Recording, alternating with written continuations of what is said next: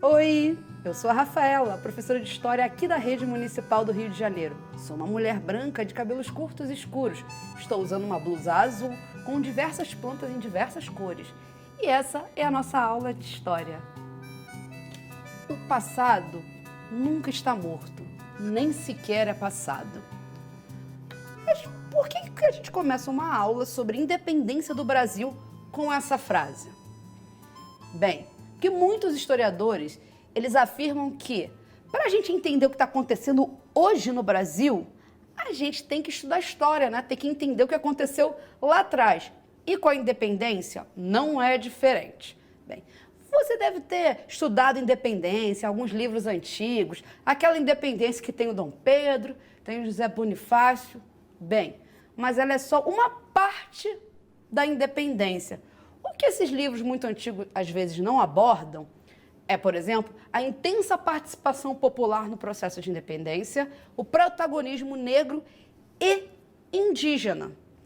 Também temos a questão de que o Brasil ele foi numa contramão do que estava acontecendo aqui no nosso continente. Por exemplo, a maioria dos países da América Espanhola optaram pela República e pela abolição da escravidão. Aqui no Brasil a gente foi no caminho oposto, né? Nós continuamos uma monarquia e, na verdade, a escravidão virou um dos grandes pilares do império.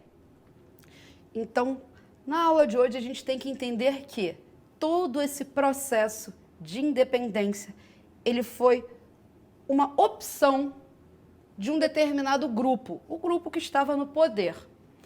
Então, como diz a frase, para a gente entender o Brasil hoje e, quem sabe, conseguir mudar um pouquinho, é bom a gente estudar a história, principalmente o processo de independência. Vamos começar a estudar isso, então? Gente, mas o início desse processo, na verdade, nem é aqui. É lá na Europa, lá em 1789, na Revolução Francesa. O que foi essa Revolução Francesa? Bem, ela foi um processo em que a monarquia absolutista ela chega ao fim e a burguesia chega ao poder. Passado 10 anos, tem um cara que toma o poder e é aí que as coisas vão ficar mais bagunçadas ainda. Esse cara era o Napoleão. Vamos ver o Napoleão agora? Gente, esse é o Napoleão e ele vai promover as guerras napoleônicas, ou seja, ele vai invadir países na Europa e proibir com que esses países comercializem com a Inglaterra. Para escapar de Napoleão, a família real portuguesa foge para o Brasil, escoltadas pela própria Inglaterra em 1807. Em 1808, a família chega aqui na nossa cidade. Vale lembrar que nessa época Dom João era um príncipe regente. Quem era a rainha era a Dona Maria, só que essa não tinha condições de governar devido a problemas psiquiátricos. Assim que ele chega no Brasil, Dom João ele assina a abertura dos portos às nações amigas. Mas o que é isso? Bem, vamos lembrar rapidinho que aqui no Brasil vigorava o Pacto Colonial. Mas o que é Pacto Colonial? Bem, os habitantes do Brasil, eles só poderiam fazer comércio com portugueses, tanto comprar quanto vender. E aí, quando Dom João assina esse pacto, agora os habitantes daqui poderiam comprar com outras nações, no caso, a Inglaterra. Agora pensa, a enxurrada de produtos ingleses que apareceram aqui no Brasil depois desse tratado. Alguns até não tinham por que serem comprados, mas os habitantes aqui ficaram tão empolgados que passaram a comprar qualquer coisa. Você reparou que eu estou falando habitantes aqui do Brasil, não brasileiros? Isso é importante falar também. Porque a ideia de nação brasileira e de brasileiros, ela na verdade ela só vai surgir depois da independência. Antes, nesse período colonial, a gente não tem essa identidade nacional. Inclusive, o Brasil era uma grande colcha de retalhos. Eram Brasis, ao invés de Brasil. Por exemplo, Norte e Sudeste eram totalmente diferentes. Inclusive, durante muitos anos tiveram administrações diferentes. Bem, mas a gente vai voltar aqui. Dom João chega aqui no Brasil. E onde é que Dom João vai morar? Bem, ele vai morar lá na Quinta da Boa Vista, onde hoje é o Museu Nacional. Vamos dar uma olhadinha? Gente, essa foi a casa onde a família real passou a morar, o Museu Nacional. É aquele mesmo que pegou fogo. O que eu queria que vocês observassem é que essa casa, na verdade, ela era de uma outra pessoa. O antigo dono dessa casa era o Elias Antônio Lopes. E ele era um comerciante, mas não qualquer comerciante. Ele era um traficante de pessoas, traficante de escravizados. Agora pensa a quantidade de dinheiro que ele tinha para ter uma casa desse tamanho. E ele não deu a casa assim de bobeira para Dom João, ele trocou por um título de comendador. Então, com a chegada da família real, a população que habitava o Brasil passou a ter uma autonomia econômica. E com isso, a capital também do Rio de Janeiro vai sofrer inúmeras transformações. Vamos lembrar que essa capital, a maioria dos seus habitantes era composta de negros, escravizados e ex-escravizados. E as ruas eram péssimas. Só para vocês terem uma ideia, não tinha rede de esgoto no Rio de Janeiro. Então, a família real vai passar a construir alguns prédios que existem, na verdade, até hoje. Por exemplo, o CCBB, né, o Centro Cultural Banco do Brasil. Também temos a Biblioteca Nacional e o Jardim Botânico. Tudo isso foi construído lá em 1808 e está até hoje aí. Gente, tem uma coisa muito séria que também vai acontecer nesse momento, que é o seguinte: a chegada da família real aqui vai marcar um número maior de entrada de africanos no Brasil. Ou seja, ao invés de diminuir o número de escravizados, a família real vai marcar um aumento. Vamos lembrar que a nossa cidade abriga o maior porto das Américas, onde entraram indivíduos da África, que é o Cais do Valongo. Gente, o Cais do Valongo ele foi construído em 1811, a família real chega em 1808. E segundo os historiadores, mais ou menos 1 milhão de indivíduos entrou aqui no Brasil pelo cais. Pensa, esse cais ele só vai funcionar entre 1811 até 1831, somente 20 anos. Gente, mas como eu falei lá no início da aula, Dom João veio aqui fugido de Napoleão. Só que em 1815, Napoleão é preso e exilado. Então, o motivo que o Dom João tinha para ficar aqui, ele acabou. O que estava acontecendo? Portugal estava sendo governado por um oficial inglês. Mas Dom João ele não queria sair aqui do Brasil. O que ele vai fazer, então? Em 1815, ele vai elevar o Brasil para Reino Unido de Portugal e Algarve. Algarve é uma região no sul de Portugal. Mas o que é esse lance de Reino Unido? Bem, o Brasil é deixar de ser uma colônia, só que ele também não seria um país autônomo. Mesmo sem ser uma colônia, ele ainda dependeria um pouco de Portugal. É como se fosse um meio de caminho entre um país totalmente livre e uma colônia. Bem, olha só. Então, aqui no Brasil, a população passou a ter autonomia econômica e agora autonomia política. Por quê? Porque Dom João também vai transferir a capital para o Rio de Janeiro, a capital do Império Ultramarino Português. O pessoal que morava aqui estava muito feliz, mas o pessoal que morava em Portugal, não. Pensa só, eles estavam sentindo como se Portugal fosse colônia do Brasil. Então, em 1820, vai estourar uma revolução lá na cidade do Porto, que é a Revolução Constitucionalista do Porto. O que eles vão pedir? Eles vão pedir justamente para quê? Primeiro, uma Constituição, o retorno da família real e que o Brasil voltasse a ser colônia.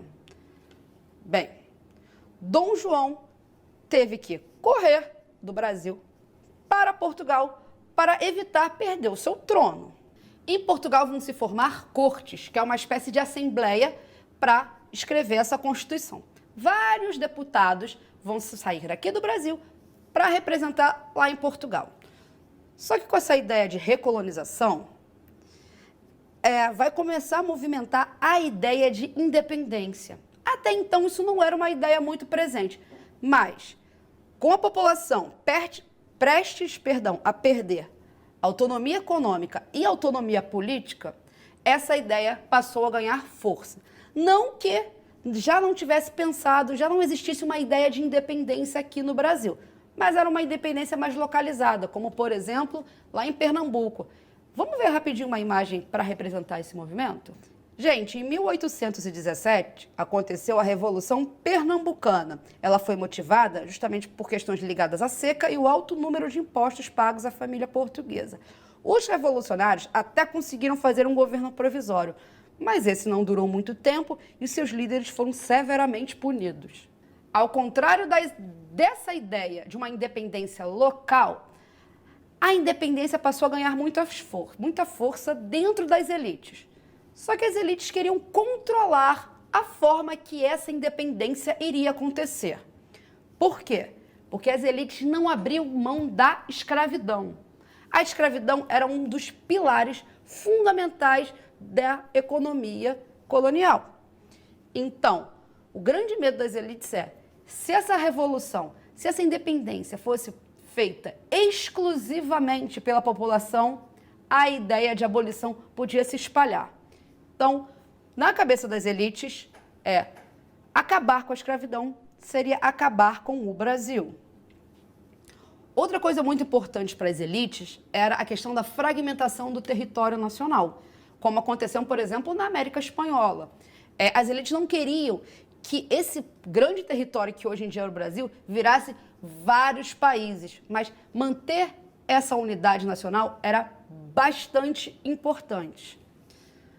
Por último, e obviamente não menos importante, a elite tinha bastante medo do que a gente vai chamar de haitianismo, ou seja, que acontecesse aqui o que aconteceu no Haiti. O que aconteceu no Haiti? Bem, o Haiti foi o único país nas Américas onde a sua independência foi liderada por negros escravizados e ex-escravizados.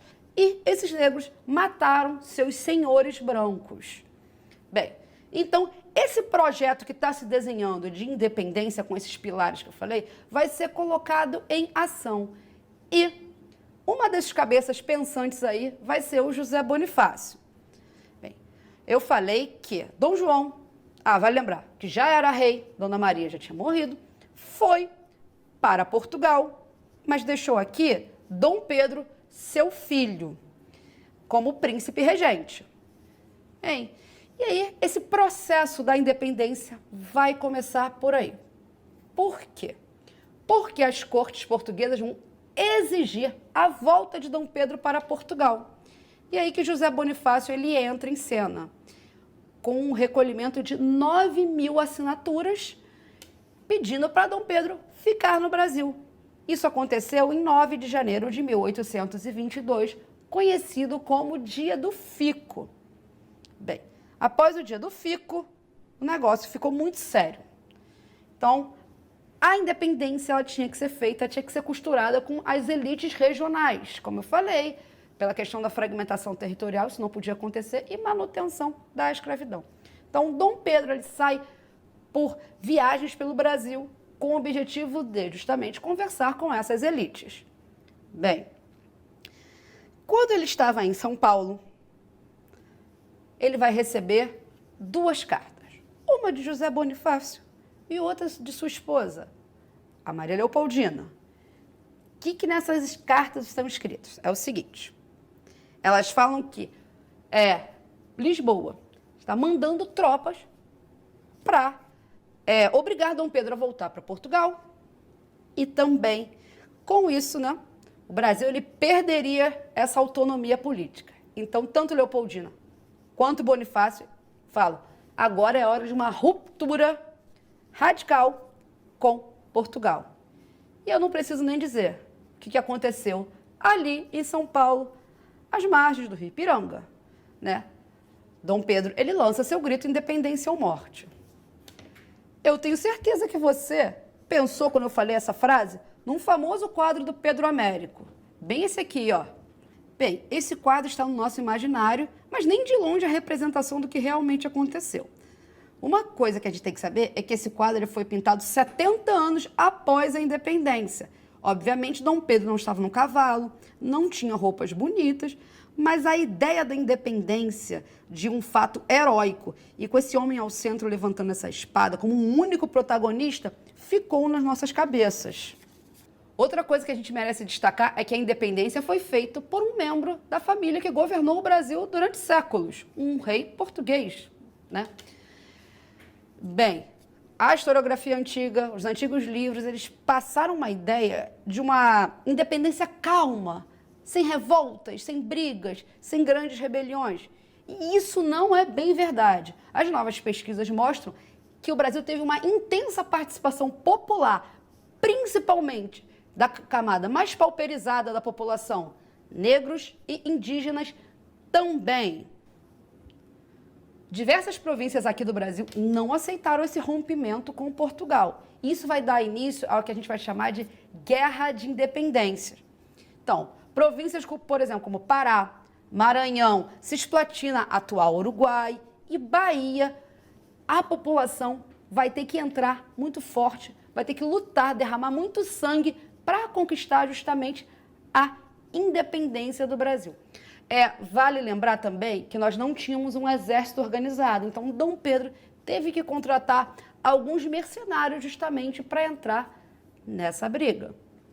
Vimos na aula de hoje todo o percurso da independência, desde a chegada da família real aqui até Dom Pedro, a tentativa de recolonizar o Brasil e as participações da população. A aula de hoje está acabando, mas não sem antes um desafio. Eu falei com vocês que nem todas as províncias aceitaram a independência e que a população teve que intervir através de luta para garantir justamente essa ruptura com Portugal. Agora é com você.